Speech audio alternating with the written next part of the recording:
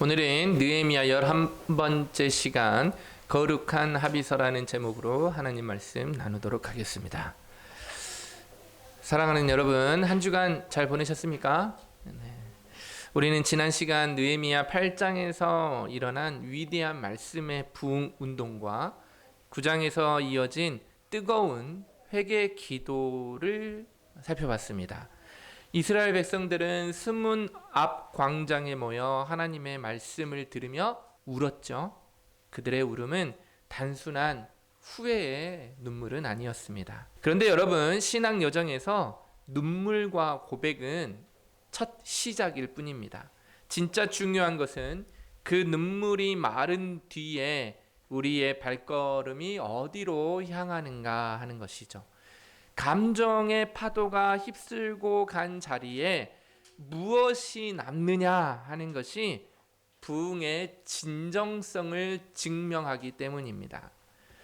여러분, 제가 자주 본다고 했죠. 이혼숙녀 캠프 혹시 보신 적 있습니까? 이혼 위기에 처한 부부들이 모여서 캠프를 통하여 자신의 잘못을 고백하고 전문가의 상담을 받으면서 이혼에 관한 생각을 정리하는 프로그램입니다. 대부분 이 과정에서 보면 상대방에 대하여 새롭게 알게 된 사실, 저 사람이 왜 그럴까라는 의구심 속에서 진정으로 뭔가를 발견하면서 눈물을 왈칵 쏟아내는 것을 볼 수 있습니다. 어떤 사람들은 억울해서 눈물을 쏟기도 하고요. 또 어떤 사람들은 상대방에게 너무 미안해서 눈물을 쏟기도 하더라고요. 다양한 감정들이 표출됩니다. 이 캠프의 하이라이트는요, 캠프가 끝날 쯤에 변호사와 상담가가 지켜보는 가운데 작성하는 아주 구체적인 부부 합의서입니다. 집안일은 어떻게 분담할 것인지, 경제권은 누가 가질 것인지, 상대방에게 요구하는 사안에 대해서 서로가 합의하는 합의서 작성이죠. 서로가 어떤 말을 하지 않을 것인지, 어떻게 대할 것인지 등등입니다. 하나하나 읽고 나서 서로 합의가 되면 마지막에는 사인을 하게 되죠. 왜 이 합의서가 중요했을까요? 눈물로만 가정이 회복되지 않기 때문이죠. 상대방에게 미안한 감정으로 모든 일이 끝나는 게 아니거든요. 상담실에서의 결심이 안방의 변화로 이루어지려면 나를 구속하는 구체적인 약속이 필요했던 것입니다.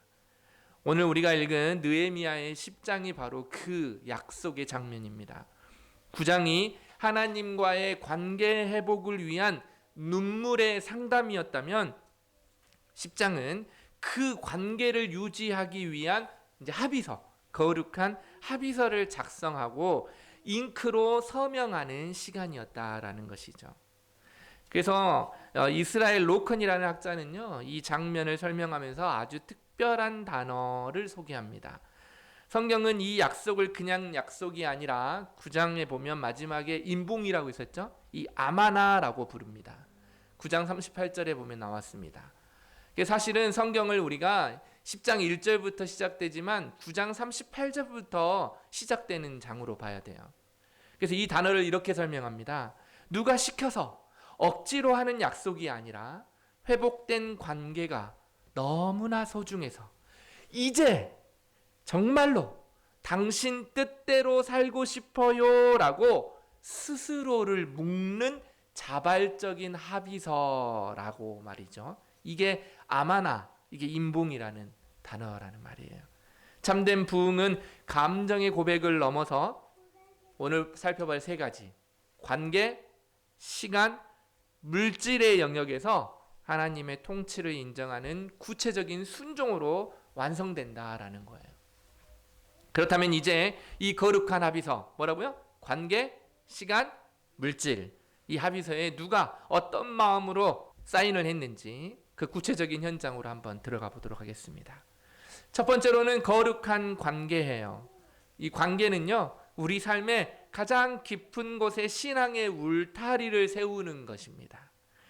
우리 본문 1절부터 27절까지 이 합의서에 직접 인장을 찍은 지도자의 명단이 나옵니다. 그래서 제가 어제 저녁에 우리 주일 준비를 하면서 이 말씀을 읽는데 우리 아이들이 제가 이 명단이 84명이라 하니까 진짜 84명 맞아요? 그러면서 세보려고 하더라고요. 세보십시오. 84명 정확합니다. 이 84명은 완전함을 뜻하는 7과 이스라엘 지파를 전체 뜻하는 12 곱해보면 84가 됩니다. 이것을 보여주는 거예요.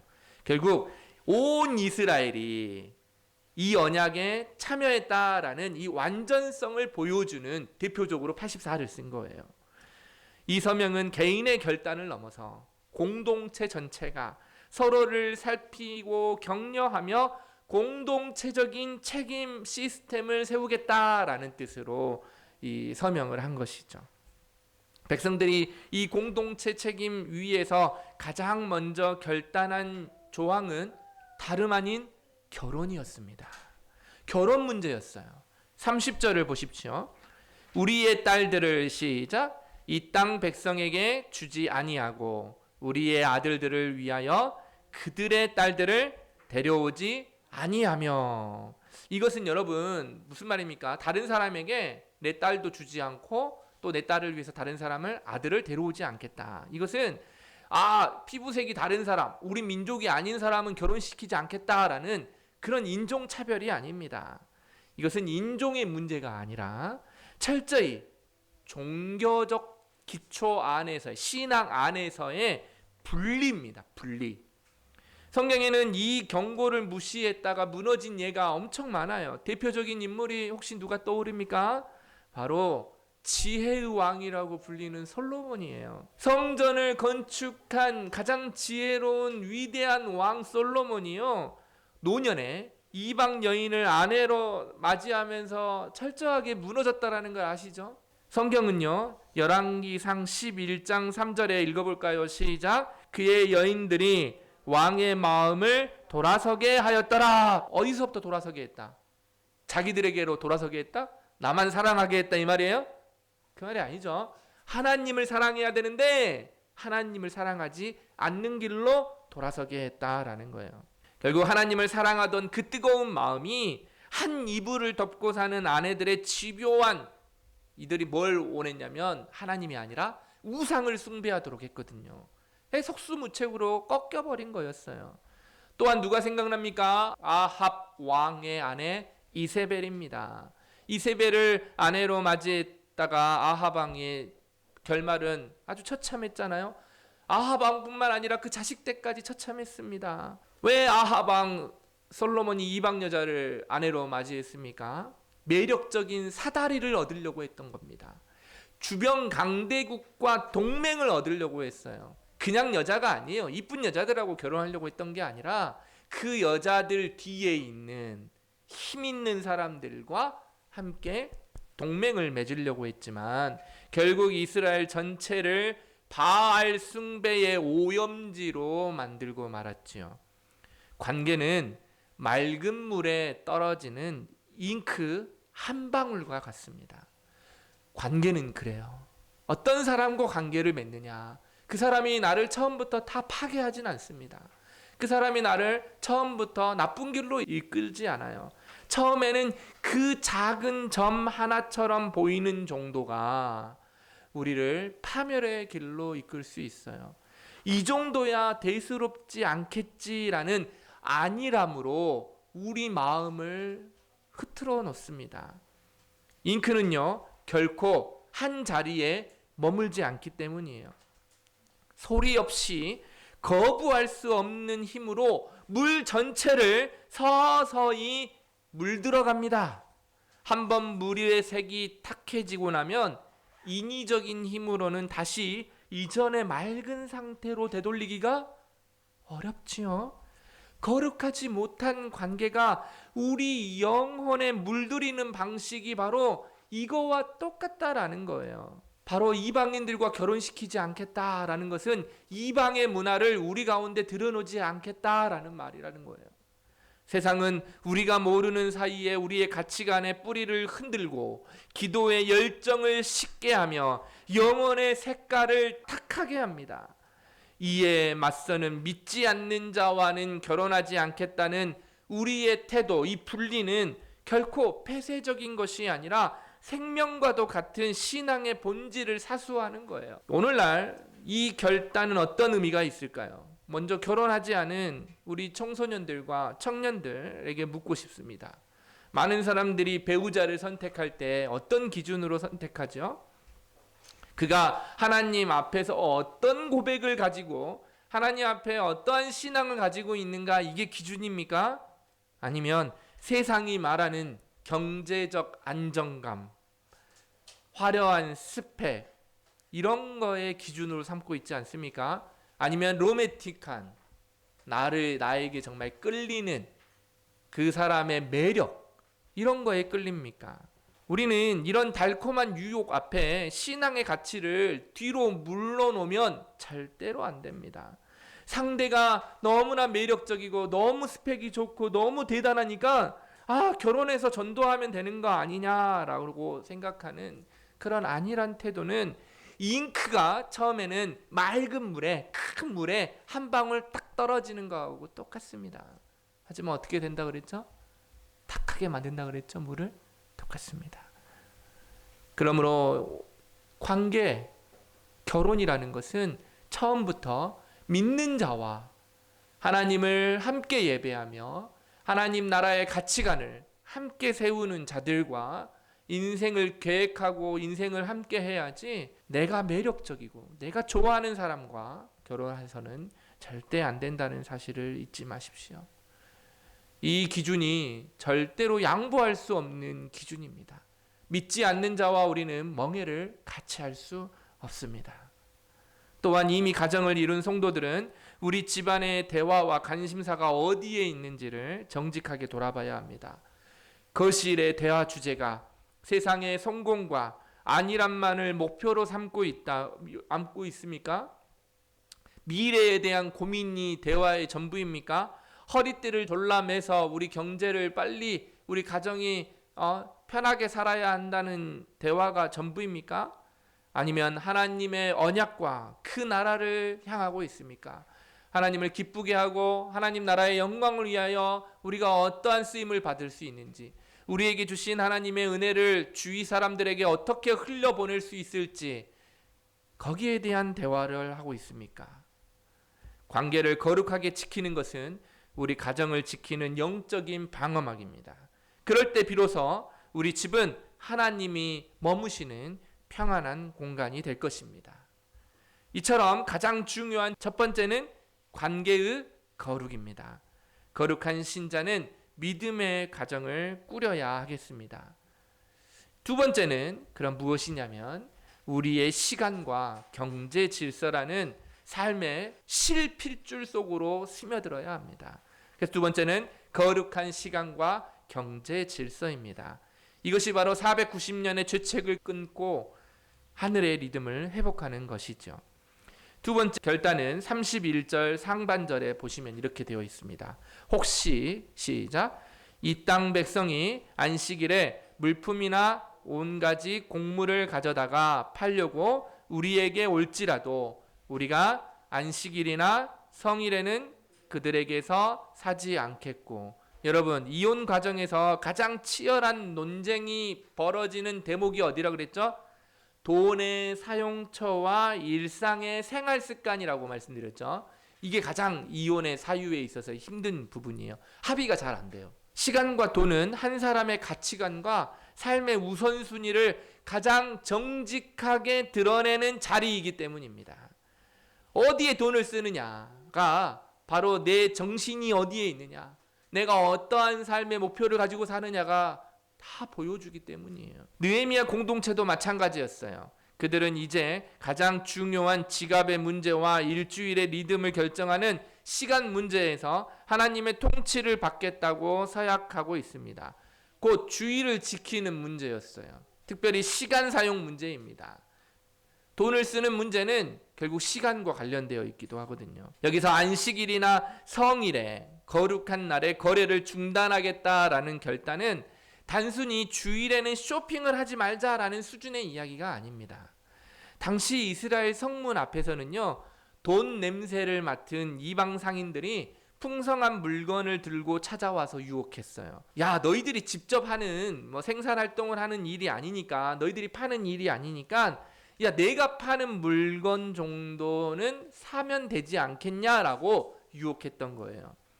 그런 식으로 교묘하게 허점을 노린 것이죠. 이런 이기적인 태도를 가장 날카롭게 고백한 선지자가 있는데요. 그게 아모스입니다. 아모스 8장 5절에 보면 이렇게 되어 있어요. 시작. 안식일이 언제 지나서 우리가 밀을 내게 할꼬. 이게 무슨 말입니까? 지금 이 말은 몸은요, 예배 자리에 앉아 있어요. 근데 머릿속에는 이미 장사할 계산기만 두드리고 있다라는 말이에요. 그러니까 안식일이 기쁨의 날이 아니라 돈 벌 시간을 빼앗기는 손해의 날이었던 거예요. 안식일이 언제 지나서 빨리 지났으면 좋겠다라는 거죠. 언제요? 안식일에. 주일날 하나님 예배하니 기쁘고 하나님 예배하니 감사하다라는 게 아니라 야, 이날 빨리 지나고 내일 장사할 생각만 한다 이 말이에요. 언제요? 언제 그 생각을 한다고요? 안식일에 그 생각을 한다는 거예요. 주일날에. 그들은 안식일은 기쁨의 날이 아니라 돈을 빼앗기는, 돈 벌 시간을 빼앗기는 날로 생각하는 거예요. 그래서 온통 머리에 장사할 생각만 하고 있는 거죠. 돈 벌 생각만 하는 거예요. 그 시간만 중요했던 것이죠. 근데 여러분, 안식일과 안식년 서약은요, 이스라엘이 겪은 490년 재채기에 대한 뼈아픈 역사적 반성이자 회복의 몸부림이었어요. 그들이 여러분 왜 70년 동안 포로로 잡혀가 이방 땅에 살았는지 아십니까? 역대하 36장 21절은 하나님께서 이스라엘을 바벨론 포로로 보내신 이유를 이렇게 기록합니다. 한번 역대하 36장 21절 읽어봅시다. 시작. 땅이 그 안식을 누린 같이 안식하여 70년을 지냈으니. 여러분, 왜 70년을 이들이 포로로 잡혀가서 이 기간을 기다려야 했냐라는 거예요. 70년 숫자의 비밀이 있었던 것이죠. 하나님께서는 가나안에 들어간 이스라엘에게 무엇을 명했냐면 7년째가 되는 해마다, 보세요. 먼저 우리는 안식일은 7일째가 되는 날은 항상 안식일을 지켜야 했어요. 그래서 우리가 쉬는 거죠. 그런데 하나님이 주신 그 언약의 땅에는 또한 7년째가 되면 그 땅을 쉬게 했어야 돼요. 왜냐하면 매년 이 사람들은 뭘 해서 먹고 살았죠? 농사를 지어서 먹고 살았잖아요. 그러니까 7년째가 되는 날은 농사를 짓지 말고 그냥 쉬라고 했던 거예요. 그런데 탐욕에 눈먼 이스라엘 백성들은 아까도 뭐라 했어? 아모스 선지자가 주일날 내일 돈 벌 생각만 했다 했죠? 똑같이 7년째 쉬면 어떻게 될까요? 먹을 것이 그만큼 사라지니까 탐욕에 눈이 멀어서 490년 동안 한 번도 7년마다 안식년을 지키지 않았다는 거예요. 그래서 7, 7에 49. 그래서 70년인 거예요. 7년 동안 490년 동안 7년째 되는 안식년을 지키지 않아서 70번을 지키지 않은 것이죠. 그러니까 하나님이 포로로 잡혀가신 다음에 한꺼번에 70년을 안식년을 지키도록 그 땅을 쉬게 하신 거라 이 말이에요. 이스라엘 백성들이 이 명령을 지키지 않자 땅은 지쳤고 비명은 질렀지만 인간의 욕심이 멈추지 않자 하나님께서는 이 도둑맞은 70년의 안식을 땅에게 돌려주기 위해서 이스라엘 백성을 강제로 이스라엘 땅에서 쫓아내어 땅을 쉬게 하는 무서운 심판을 내리셨다라는 말이에요. 70년의 포로 생활은 이스라엘이 하나님의 시간을 도둑질한 대가였어요. 사람들이 없으니 땅은 70년이 쉬게 된 결과를 가져온 것이죠. 그래서 이스라엘이 포로 생활에서 돌아와 그 처참한 실패를, 조상들의 실패를 다시는 되풀이하지 않겠다라고 서약을 한 거였어요. 합의한 거였어요. 합의서를 낸 거였죠. 우리는 이제 더 이상 하나님의 시간을 훔치지 않겠습니다. 우리의 주머니를 채우기 위해 땅과 이웃을 착취하지 않겠습니다. 라는 거였어요. 여러분, 이것은 단순한 규칙 준수가 아니에요. 땅과 사람 그리고 시간의 모든 주인이 오직 하나님이심을 고백하고 무너졌던 창조의 리듬을 다시 세우려고 하는 철저한 회개였던 거예요. 그래서 우리의 마음의 정결함을 오염시키려고 하는 악한 영들의 상징을 다 거부하는 거예요. 그들은 우리가 가장 거룩하게 구별되어야 할 시간, 그게 일주일에 한 번인 안식일이며 또 하나님에게 집중해야 할 그때에 나의 필요와 이익이라는 그럴듯한 명분을 가지고 살아가지 않겠다라는 결심이었던 것이에요. 이 모든 것은 그냥 물건 하나 사고 파는 문제가 아니라 우리 영혼의 주권을 세상 가치에 팔아넘기는 이런 영적인 굴복을 다시는 하지 않겠다라는 거예요. 성문을 굳게 닫고 거래를 끊는 것은 그냥 단순한 비즈니스 문제가 아닙니다. 내 영혼의 평안을 어둡게 만들고 하나님과의 교제를 방해하려고 하는 이 어둠의 세력으로부터 내 마음의 성벽을 지켜내는 거룩한 영적인 파수예요. 우리가 이 자리에 나와 하나님을 예배하는 것이 바로 영적인 파수라라는 말이에요. 오늘날 우리는 24시간 멈추지 않는 스마트폰과 끊임없이 울려대는 이 알람의 이 플랫폼 경제 속에서 살아갑니다. 세상은 우리에게 잠시도 눈을 떼지 말고 더 많이 일하고 더 많이 소비하라고 책찍질하죠. 이런 흐름 속에서 여러분은 시간을 어떻게 구별하여 하나님께 드리고 있습니까? 혹시 주일조차도 내일 업무를 위한 준비 시간이나 남에게 뒤처지지 않기 위하여 자기 개발의 연장선으로 소모하고 있지는 않습니까? 아니면 내 꿈, 내 소망이라는 좋은 목표 때문에 하나님의 말씀을 무시하려고 하진 않습니까? 안식일의 거래를 중단하는 것은 단순히 쇼핑을 멈추는 게 아니라고 했습니다. 이것은요, 나의 생존과 번영은 내 부지런한 수완, 내 부지런한 노력, 내 부지런한 어떤 마음으로부터 생겨나지 않는다. 시장 논리가 아니다. 오직 하나님의 공급하심에 달려있다라는 신앙 고백인 것이에요. 세상이 속도를 외칠 때, 더 빨리, 더 열심히, 더 높이 달려라 라고 할 때 우리는 일주일에 한 번씩 멈춤을 선택하여서 하나님을 가장 이 세상에서 높은 분으로, 가장 하나님만이 예배받기 합당한 분으로 여기며 살아가는 신앙의 고백이 되어야 할 것입니다. 이렇게 우리의 일상을 거룩하게 정돈했다면 이제 마지막 결단은 우리의 모든 소유가 하나님으로부터 왔음을 인정하며 하나님의 집, 하나님의 전, 이제 마지막에 보면 하나님의 전이란 말이 계속 반복되거든요. 전을 세우는 헌신으로 나아가야 됩니다. 이게 바로 세 번째 거룩한 청지기직입니다. 하나님의 전을 내버려 두지 않는 헌신으로 신앙의 중심을 세우는 거예요. 32절부터 38절까지 이 내용이 이어지죠. 백성들은요, 땔감 나무 하나, 성전세 세겔 한 푼, 곡식 한 줌까지도 누가 언제 어떻게 가져올지를 아주 세밀하게 정했어요. 왜냐면요, 여러분 꼭 기억해야 돼요. 따라서 해볼래요? 모두의 일은 누구의 일도 아니다. 이 말이 무슨 말입니까? 모두의 일은 누구의 일도 아니다. 무슨 말이겠어요? 그러니까 모두의 일이라는 것은 우리 교회로 비교해 볼까요? 아, 교회가 청소해야 돼요. 이 청소는 누구의 일입니까? 저의 일인가요? 나의 일이에요? 아니죠. 누구의 일이죠? 모두의 일이죠. 그러니까 누구의 일도 아닌 거예요. 왜요? 교회가 좀 지저분하네. 그러면 누군가 청소하겠지. 그 누군가에는 내가 포함되지 않으니까요. 이번에 특별히 누구를 위해서 헌금하자. 그러면 헌금 안 합니다. 많이 안 해요. 왜요? 누군가 하겠지. 이런 마음이 드는 순간 그 일은 아무의 일도 아닌 것이 되어버립니다. 느헤미야 공동체는요, 이 무관심한 이 방관의 함정을 피하기 위해서 그래서 제비뽑기라는 행정적 질서를 도입했어요. 땔감을 바치는 일처럼 아주 사소한 일처럼 보이는 일도 가문별로 순서를 정했어요. 이 거룩한 공동체 안에서는요, 나는 구경꾼이다 라고 말할 자리가 없기 때문이에요.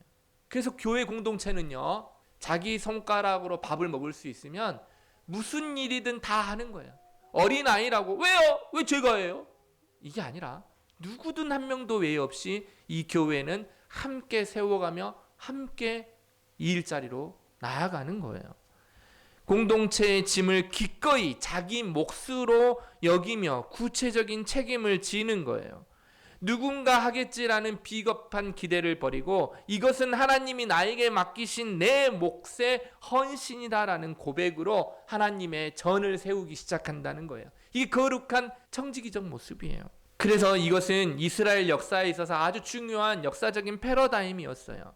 포로기 이전이나 초기만 해도 성전 운영의 큰 축은 페르시아 왕 같은 외부의 후원이었거든요. 그러니까 왕이 도와주니 예배드린다 식의 수동적인 신앙이었거든요. 그러나 이제는 국가적 지원이 중단되거나, 왜냐하면 다 이제 이주했으니까요, 예루살렘으로 불충분해진 위기 속에서 백성들은 비로소 자립적 신앙에 눈을 떠야 했어요. 누가 도와주지 않아도 우리가 하나님의 전을 지키겠습니다.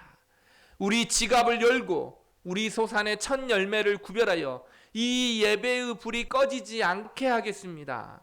이것은 영적 성숙의 증거예요.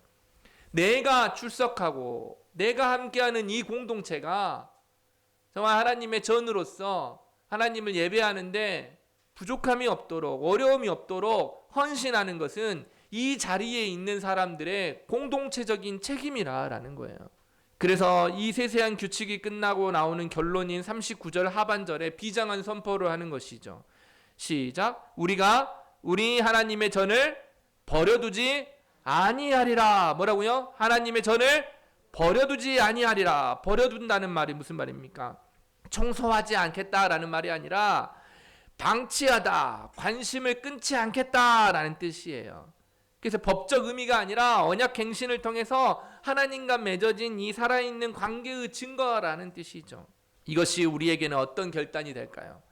우리는 종종 11조나 헌금을 내 지갑에서 나가는 아까운 지출이나 시민으로서, 우리 공동체 백성으로서 그냥 의무적으로 내야 되는, 그런, 우리 사회에서도 직장에 가면 다 세금 내야 되니까 그런 것처럼 여기는 사람들이 있습니다.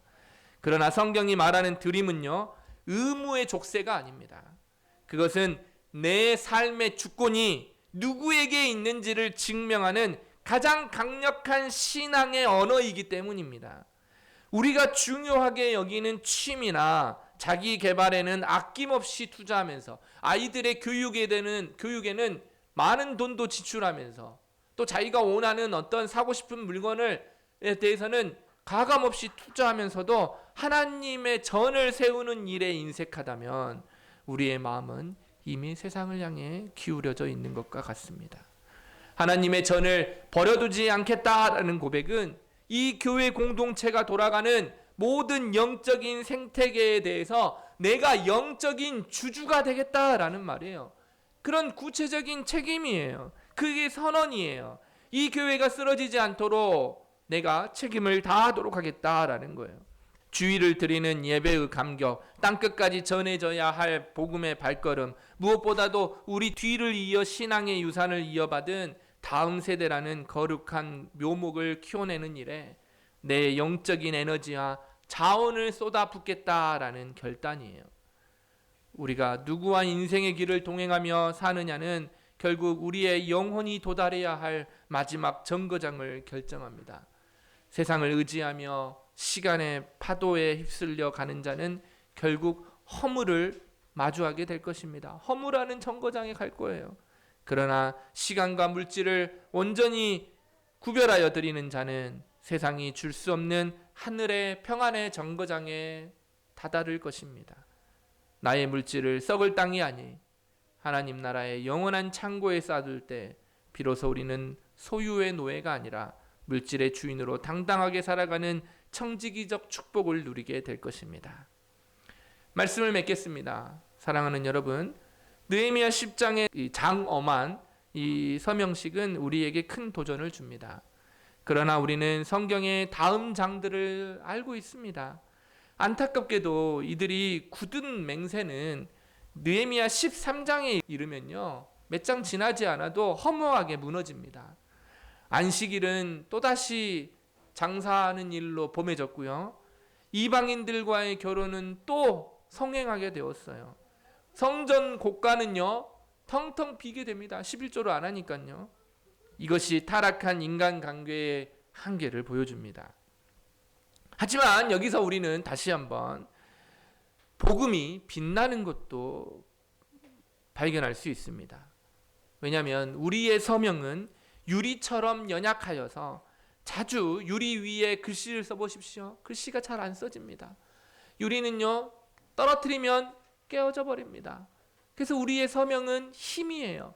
깨어지기 쉬워요. 하지만 우리를 위해 십자가에서 피로 서명하신 분의 서명은 지워지지 않고 깨어지지 않습니다. 우리 예수 그리스도께서는 자신의 생명을 내어주시며 우리와의 영원한 새 언약에 서명하셨기 때문입니다. 예수님께서는 하나님과 끊어진 우리의 관계를 회복하기 위해 자신의 생명을 화목제물로 내어주셔서 거룩한 관계를 회복해 주셨고, 안식일의 주인이 되셔서 우리의 행위가 아닌 은혜로 얻는 영원한 안식을 주셔서 거룩한 시간을 확보해 주셨으며, 자신의 몸을 친히 성전을 삼아 단번에 영원한 제물이 되심으로 하나님의 전을 영원히 버려두지 않는 하나님의 거룩한 청지기가 되셨습니다. 오늘 우리가 다시 이 관계, 시간, 물질을, 이 청지기적인 우리의 마음을 하나님께 드리기로 결단하는 이유는 그 언약을 완벽히 지켜 복을 얻기 위한 수단이 아니라는 것을 다시 한번 고백합니다. 그리스도께서 이미 완성하신 사랑과 은혜가 너무나 벅차고 크기에 이제는 자원하는 심령으로 내 삶의 운전대를 그분께 맡겨드리기 위함입니다. 여러분의 삶이라는 거룩한 합의서에 어디에 서명하시겠습니까? 세상 성공을 위한 매력적인 사다리를 거부하고 내 가정의 주권은 주님께 있습니다 라고 서명하십시오. 안식일을 손해보는 날로 여기던 탐욕을 회개하고 내 시간의 첫 자리는 주님께 있습니다 라고 서명하십시오. 내 물질의 주인은 오직 주님이십니다 라고 서명하십시오. 하나님의 전을 내버려 두지 않겠다라고 서명하십시오. 감정의 눈물을 닦고 이제 순종하는 펜을 드십시오. 일부가 아니라 전부를 드리는 이 거룩한 사인이 여러분의 삶에 새겨지기를 바라고, 우리 하나님께서 예수 그리스도를 통하여 성령 하나님이 여러분 마음속에 힘을 주실 것입니다. 여러분의 삶이 그렇게 거룩한 합의서로 잘 살아갈 수 있도록 그리스도께서 은혜 주시기를 주님의 이름으로 축원합니다. 아멘.